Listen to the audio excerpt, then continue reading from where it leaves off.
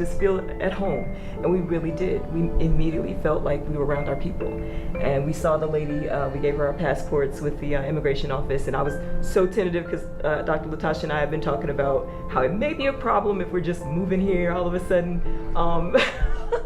without everything, in place. And she was just so friendly, and she didn't really, she looked at the paperwork. They didn't really find anything that was out of place. They didn't scrutinize. And I'm a teacher, so I'm going to try to make sure every, T is crossed and every I is dotted. So I did try to make sure all of that was in place. And she just talked to us about where we were going. And she's like, make sure you don't miss Limpopo and don't miss this. And, and go to Durban if you can. And we were like, okay, sure, bet. And our, defenses just really left. And we were just really relaxed, and we really started to feel at home. So we're very thankful for that. And everybody was so helpful. Even some of the ladies, they came out and helped. We had a lot of bags. Mm-hmm. I overpacked. A lot of bags. Because we had to pack up an entire villa before we came and sell things and get rid of things. Yeah. We just didn't have a choice. Yes. So we had to bring all of these bags, but they just came. They got us. They got the carts. They had everything set for us. It was hilarious. The first thing she said, though, she's like, "Sister, are all these yours?" I said, "Yes." She said, "This is too much. It's too much." Absolutely. I said, "I know, it's my fault."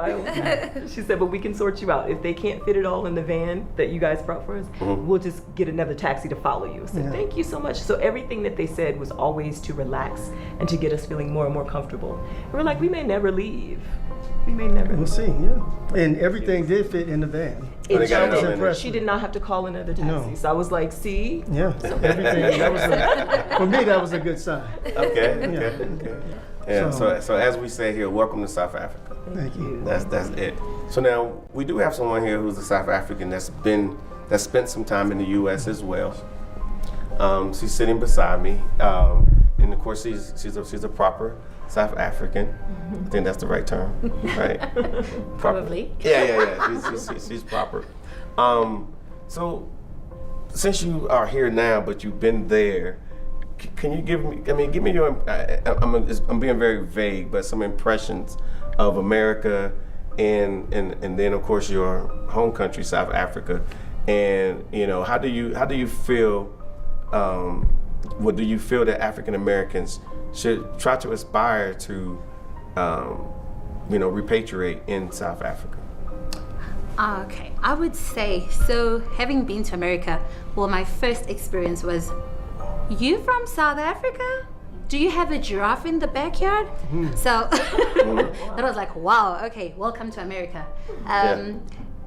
It was an interesting experience for me, but over the time, I would say, like Jen said, I had a lot of good experices. I felt Americans were very open-minded. You could strike a conversation in the flight, on the tramway, anyway, literally, and have a very decent conversation. And yes, in South Africa, like you said, anybody can talk to you, but there's that element of, like how he said, people sort of grade you, like, okay, who are you, what do you have, where are you from, etc., etc.